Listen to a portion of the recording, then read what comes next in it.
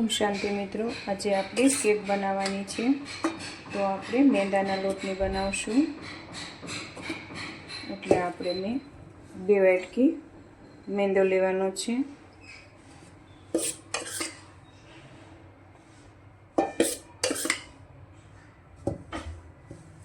જો આપણે આ 2 વાટકી મેંદો લીધો છે. મેં ચાળીને તૈયાર રાખ્યો હતો. જો આપણે મેંદો ચાળી લીધો છે. હવે આપણે મેંદો કમ્પ્લીટ થઈ ગયો છે. હવે આપણે દૂધ લેવાનું છે. જો દૂધ આપણે 2 વાટકી લેવાનું છે.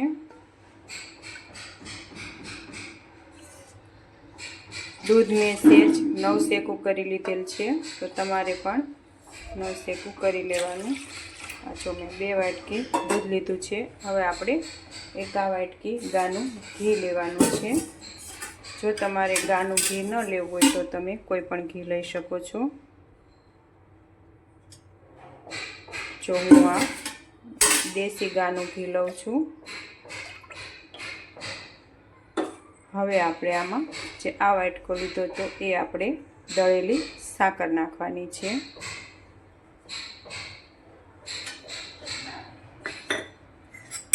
જો હું તમને માપમાં બતાવીશ.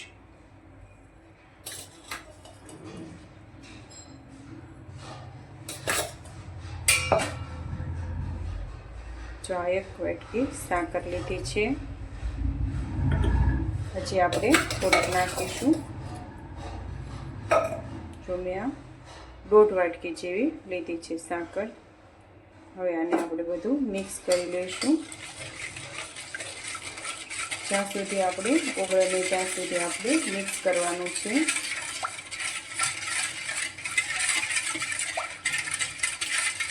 મિક્સ થતાં આપણે 5-1 મિનિટ થાય છે.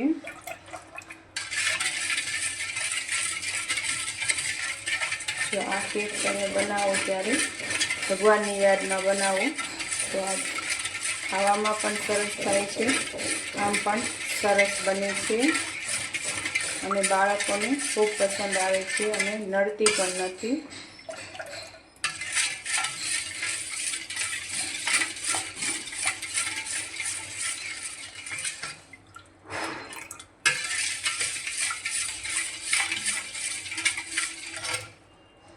જો આપણે હવે આ સરસ રીતે ઓગળી ગયું છે આપણી. હવે આપણે એમાં 1 ચમચી કસ્ટર્ડ પાવડર નાખવાનો છે.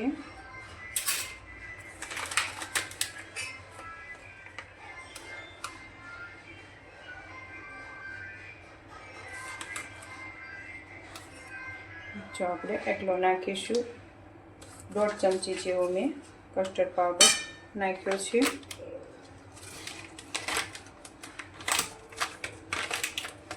હવે આપણે એને મિક્સ કરી લેવાનું છે.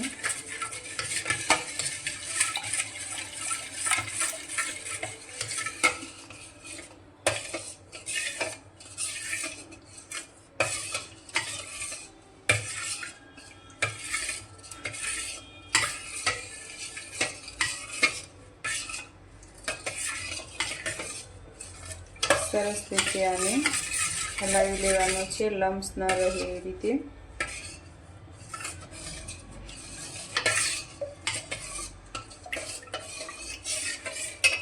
જે આપણે આ મેંદાનો લોટ લીધો છે એમાં આપણે 2 ચમચી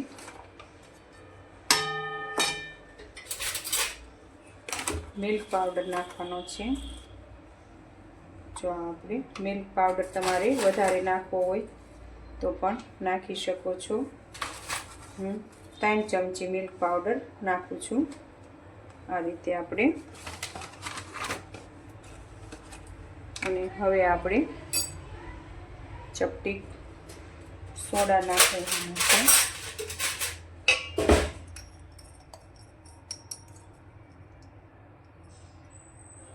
જો આપણે એટલા સોડા નાખવાના છે. જે આપણે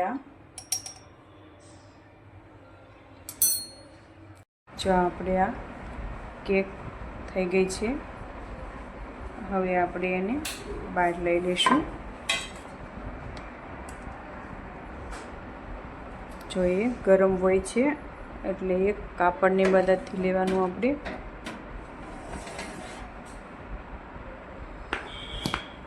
હવે આપણે ઓવન બંધ કરી દેવાનું છે.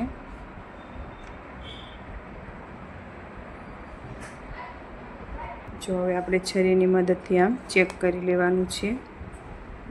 જો આપણી કેક સરસ થઈ ગઈ છે. આપણે છરીની મદદથી આમ ચેક કરી લેવાનું છે. જો આપણે ચોંટતી નથી, કેક સરસ થઈ ગઈ છે.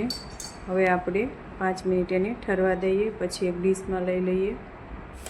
જો 5 મિનિટ થઈ ગઈ છે, આપણી કેક ઠરી ગઈ છે. હવે આપણે એક ડીશમાં લઈ લઈએ.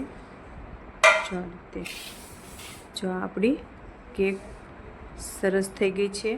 હવે આની ઉપર આપણે જે ડેકોરેશન કરવું હોય તો તમે કરી શકો છો, પણ હું નથી કરવાની, કારણ કે બાળકોને એમનામ વધુ પસંદ આવે છે. તો હું આ કેક પહેલાં પરમાત્મા શિવ બાબાને ધરીશ અને પછી તે આપણે બાળકોને આપીશું. ચાલો આપણે ભગવાન હાટું લઈ લઈએ. જો આપણે પરમાત્મા માટે લઈ લઈએ. જો આપણી એકદમ સરસ કેક તૈયાર થઈ ગઈ છે, પોચી અને સરસ. આ કેક બાળકો ગમે એટલી ખાય તો પણ એને નડતી નથી. ચાલો આપણે પરમાત્માની યાદમાં બનાવી હતી અને પરમાત્માને આપણે ધરી દઈએ. ઓમ શાંતિ મિત્રો. જે આપણે આ ભજીયામાંનીમાં નાખવી છે એ સોડા છે. હવે આપણે બેકિંગ પાવડર નાખવાનો છે. તો બેકિંગ પાવડર પણ આપણે 1 ચમચી જ નાખવાનો છે, એટલું વધુ નથી નાખવાનું.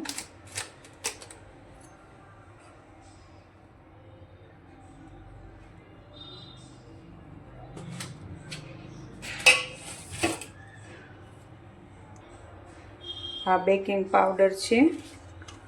જો આ રીતે આ કેકનો આવે છે બેકિંગ પાવડર છે, એ આપણે 1 ચમચી નાખીશું. હવે આપણે આ રીતે બધું મિક્સ કરી લેવાનું છે લોટમાં.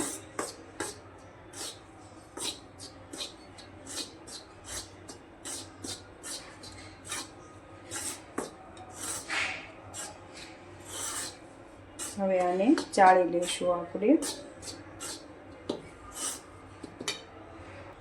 આ આપણે ચડાઈને રેડી થઈ ગયું છે. હવે આપણે આને આમાં મિક્સ કરી લેવાનું છે.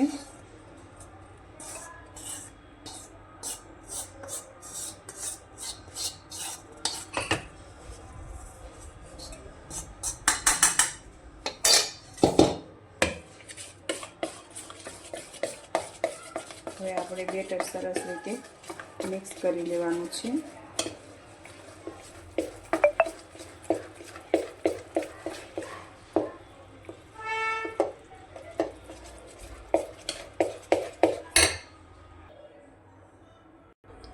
હવે આપણું બેટર સરસ તૈયાર થઈ ગયું છે કેક બનાવવા માટે.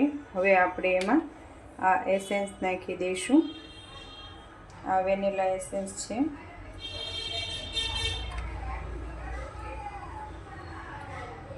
આ આપણે 2 થી 3 ટીપા જ નાખવાના છે.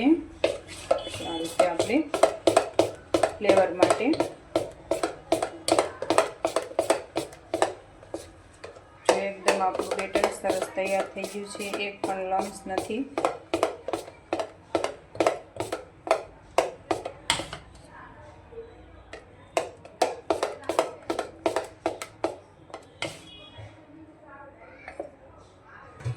જો આપણે આ ડબ્બો લીધો છે એક ટીનનો. તમારી પાસે કેકનું બાઉલ હોય તો તમે એ લઈ શકો છો, પણ મારી પાસે નથી એટલે હું આ રીતે ડબ્બો લઉં છું. એમાં મેં આ રીતે લોટ છાંટી દીધો છે. હવે જો ડબ્બામાં આપણે પહેલાં ઘી લગાડવાનું છે, હું ભૂલી ગઈ હતી. હવે આ હું ઘી લગાડું છું.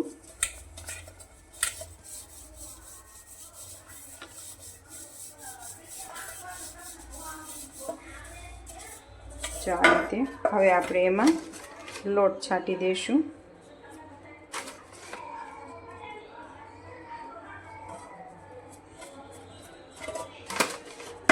જો આ રીતે લોટ આપણે છાંટી દીધો છે. હવે આપણે જે આ બેટર રેડી થઈ ગયું હતું એ બેટર એમાં ભરી લેવાનું છે.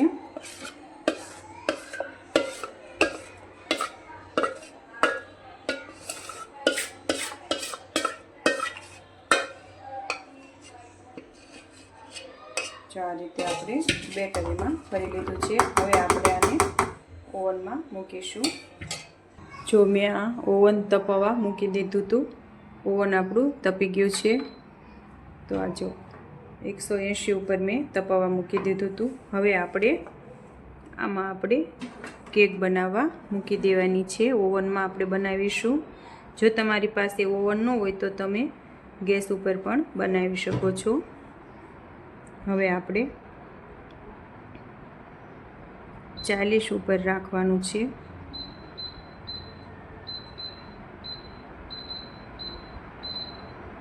40 ઉપર આપણે રાખ્યું છે.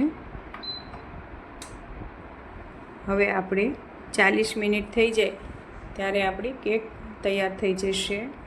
ત્યાં સુધી આપણે